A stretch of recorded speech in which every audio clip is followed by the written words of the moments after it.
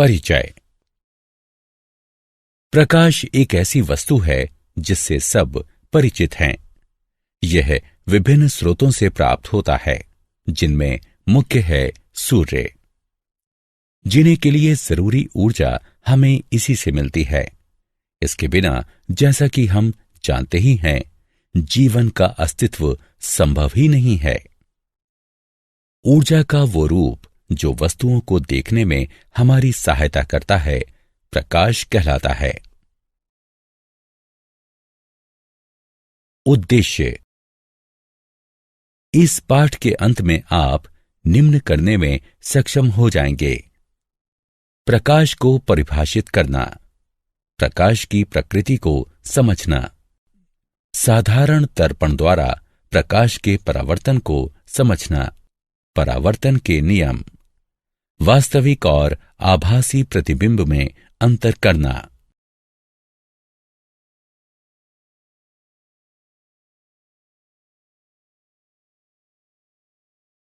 प्रकाश एवं प्रकाश के स्रोत।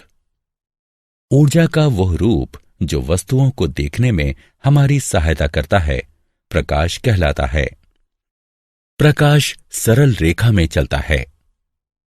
ये हम में दृश्य बोध उत्पन्न करता है। प्रकाश के दो स्रोत हैं: चमकीली वस्तुएं और गैर चमकीली वस्तुएं। चमकीली वस्तुएं वे वस्तुएं जो अपना स्वयं का प्रकाश छोड़ती हैं, चमकीली वस्तुएं कहलाती हैं, जैसे सूर्य, लैंप, मोमबत्ती इत्यादि। गैर चमकीली वस्तुएं वे वस्तुएं जो स्वयं पर पड़ने वाले प्रकाश को परावर्तित करती हैं, गैर चमकीली वस्तुएं कहलाती हैं, जैसे चंद्रमा, कुर्सी, मेज इत्यादि।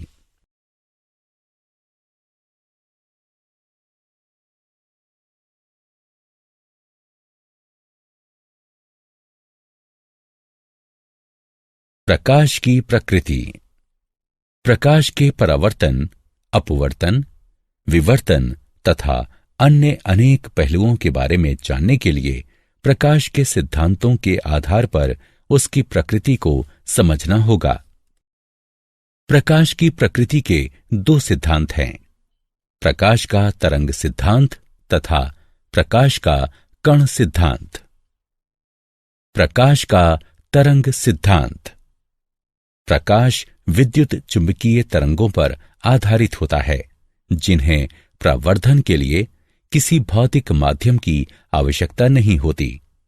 इसके अभिलक्षण चिन्ह हैं विवर्तन, निष्कर्ष एवं ध्रुवीकरण। प्रकाश का कण सिद्धांत।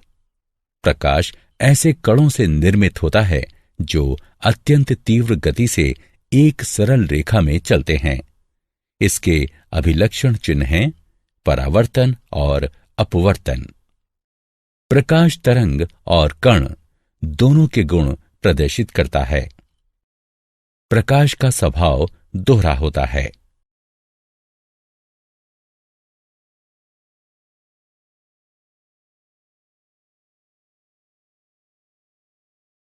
प्रकाश का परावर्तन। किसी वस्तु की सतह पर पड़ने वाली प्रकाश किरणों का वापस भेजा जाना प्रकाश का परावर्तन कहलाता है। चमकदार सतह वाली वस्तुएं खुरदुरी और धुंधली सतह वाली वस्तुओं की अपेक्षा अधिक प्रकाश परावर्तित करती हैं। चांदी प्रकाश की सर्वोत्तम परावर्तक है। सपाट सतह से परावर्तन। सपाट दर्पण कांच का एक पतला, समतल और चिकना फलक होता है, जिसके एक ओर रजत धातु की चमकीली परत चढ़ी होती है। इस रजत परत को लाल पेंट के द्वारा संरक्षित किया जाता है। आकृति को समझने के लिए आवश्यक पदों के अर्थ निम्नलिखित हैं: आपतित किरण। प्रकाश की वो किरण जो दर्पण की सतह पर पड़ती है, आपतित किरण कहलाती है। आपतन बिंदु। दर्पण पर आपतित किरण जिस बिंदु पर पड़ती है, उस बिंदु को आपतन बिंदु कहते हैं। परावर्तित किरण। दर्पण द्वारा प्रकाश की जिस किरण को वापस भेजा जाता है वह परावर्तित किरण कहलाती है। सामान्य दर्पण की सतह के आपतन बिंदु पर स्थित समकोण की रेखा को सामान्य कहते हैं। यह एक ऐसी रेखा है जो दर्पण के आपतन बिंदु पर लंबवत स्थित होती है। पार्श्व परिवर्तन। पार्श्व परिवर्तन जब समतल दर्पण के सामने कोई वस्तु रखी जाती है तब वस्तु का दाहिना पार्श्व दर्पण के बाईं ओर और बायां पार्श्व दर्पण के दाहिनी ओर प्रतीत होता है। किसी वस्तु के पार्श्वों और उसके दर्पण प्रतिबिंब का यह परिवर्तन पार्श्व परिवर्तन कहलाता है। समतल दर्पण के संबंध में अभिलक्षण और उपयोग। किसी समतल दर्पण द्वारा निर्मित प्रतिबिंब के अभिलक्षण। ऐसा प्रतिबिंब आभासी होता है। ऐसा प्रतिबिंब सीधा होता है। प्रतिबिंब का आकार वस्तु के आकार जितना ही होता है। समतल दर्पण द्वारा निर्मित प्रतिबिंब दर्पण में पीछे उतनी ही दूरी पर होता है। ऐसा प्रतिबिंब पार्श्व परिवर्तित होता है।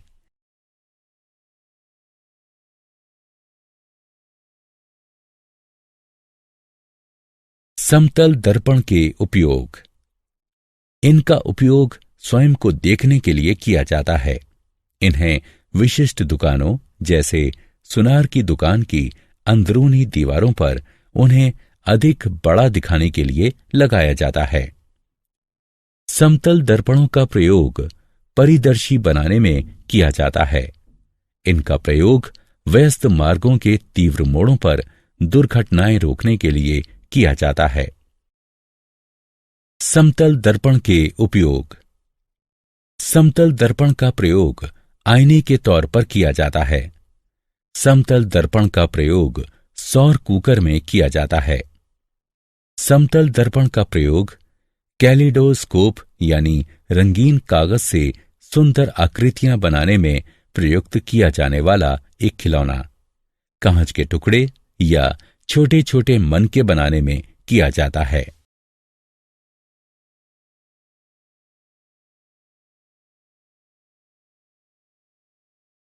परावर्तन के नियम। परावर्तन का प्रथम नियम। आपतित किरण, परावर्तित किरण और सामान्य ये सब एक ही समतल पर स्थित होते हैं। परावर्तन का द्वितीय नियम। परावर्तन कोण सदैव आपतन कोण के बराबर होता है।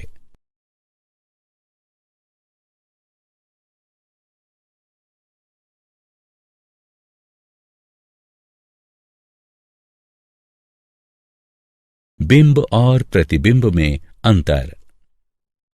बिंब कोई भी वस्तु जो प्रकाश किरणें उत्सर्जित करती है बिंब कहलाती है। प्रतिबिंब। प्रतिबिंब एक प्रकाशिक प्रकटन है जो किसी बिंब से उत्सर्जित हो रही प्रकाश किरणों के किसी दर्पण द्वारा परावर्तित होने से उत्पन्न होता है।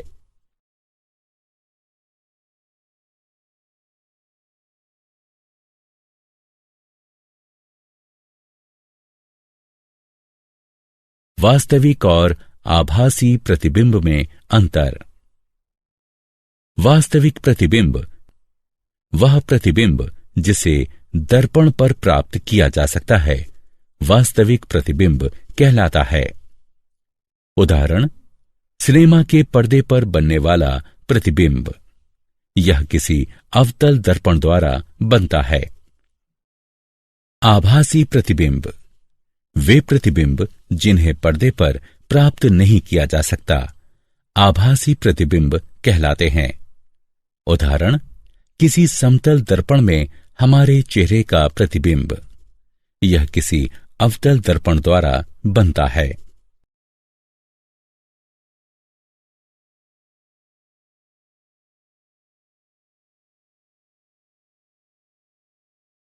क्या आप जानते हैं, दिखाई देने वाले प्रकाश का तरंगदैर्घ्य 380 से 740 नैनोमीटर के मध्य होता है और इसकी आवृत्ति 405 टेराहर्ट्ज से 790 टेराहर्ट्ज के मध्य होती है। प्रकाश, जो कि फोटोन नामक नन्हे पैकेटों में निकलता और अवशोषित होता है, तरंग और कण दोनों के गुण प्रदर्शित करता है। यह गुण तरंग कण द्विविधता कहलाता है।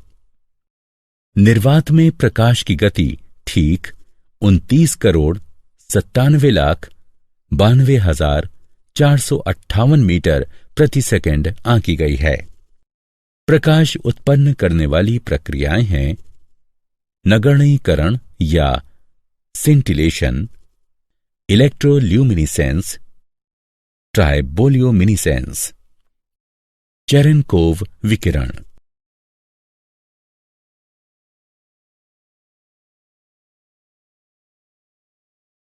सारांश। आइए हमने जो कुछ सीखा है उसे संक्षेप में दोहराएं। प्रकाश ऊर्जा का ऐसा रूप है जो हमें वस्तुओं को देखने के योग्य बनाता है। प्रकाश तरंग और कण दोनों के गुण प्रदर्शित करता है। इस प्रकार प्रकाश की प्रकृति दोहरी होती है। किसी वस्तु द्वारा उस पर पड़ने वाली प्रकाश किरणों का वापस भेजा जाना परावर्तन कहलाता है।